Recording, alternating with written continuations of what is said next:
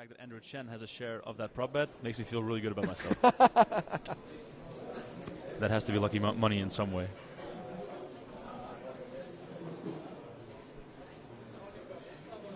So they started heads-up play at hand 150. This is hand 181 of the final table. Did you lose some money on that over-under of 100 hands against the Mickey? I took the over. We took the over, well. Oh, yeah. As I said, I'm a pessimist, so I'm always going to predict that I'm going to be here for a very long time. Mickey took under 100 for the final table? He set the line at 100. Wow. That's free money. I think Mickey's still feeling guilty about the fact that he made me commentate the 6.5 hours on his heads-up battle in Copenhagen. And he tried to give it to me for saying that this is more interesting.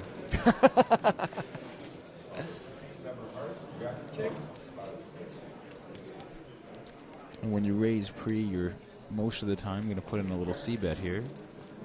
About half pot is pretty standard.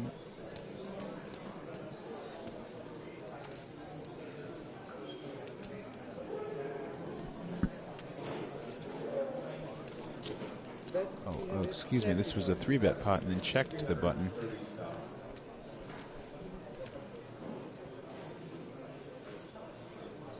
I thought Chen button raised and Kitai defended. I don't think there was a 3-bet pre. Oh, that's my mistake then. I was just looking at the strength of Kitai's hand and I was like, and looking at the pot size, but I just miscalculated. But it's a pretty strong hand to 3-bet there pre, but he didn't, so now we're on the turn.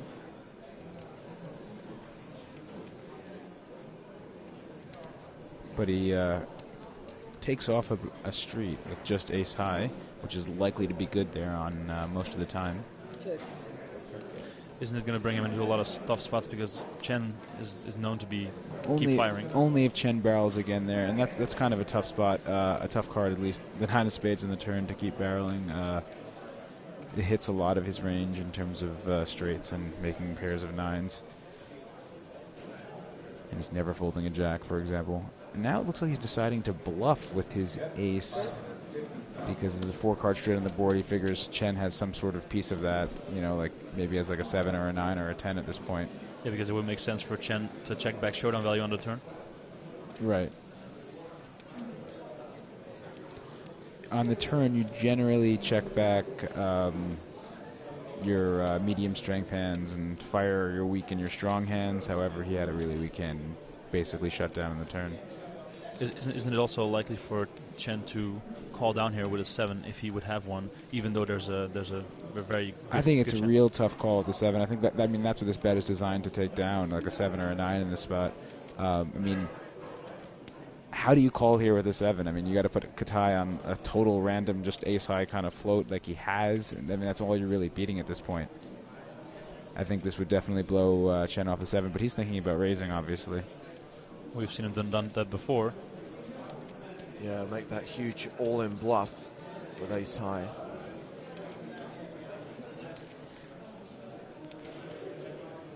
And whatever raise he decides to make here, if he does in fact raise, is going to work.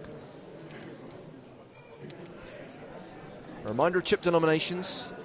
Blues are 5, yellows 25, green and blacks 100,000 each.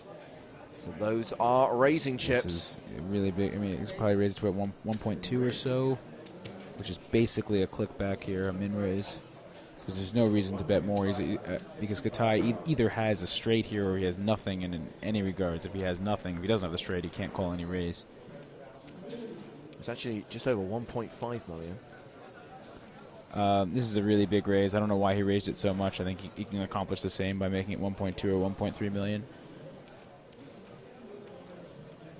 Kitai's chewing the t-shirt for comfort. Obviously, Chen is just so polarized here. Either has an 8 or better, which would be like an 8-queen, or he has nothing. There's nothing in between here. That thing's going to be covered in drool by the end of this heads-up battle. Could it be a factor that the raise size is a little bit bigger, because then it's even less likely for Kitai to think about even rebluffing? Right, no, he can't rebluff here. Not in this. It's just, it would be the most ridiculous reship ever. Yeah, but I'm just saying that if he would have clicked back, right, he'd be more. I mean, that's why he's doing it. But I think in either case, he'd be hard pressed to continue here without an 8. I don't know. I'm surprised he's even thinking. I think he's just Hollywooding here. He can't continue here. No way. this is pretty sick if he does choose to continue and put in another raise.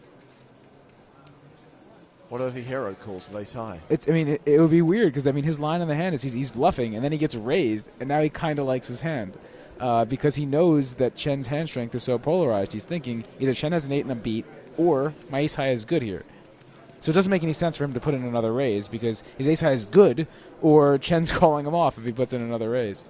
So he's thinking about calling or folding at this point. Putting in another raise would make absolutely no sense at all.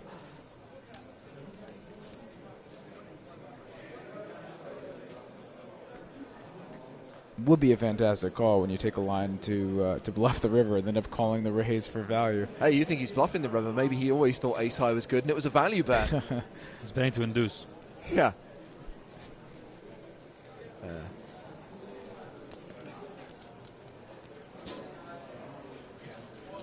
Do you think it's smart to get involved in this kind of leveling game in this stage of heads up? I usually don't go this deep into it, and this many raises back and forth on the river as a bluff. I mean, wow. That is the call of the day.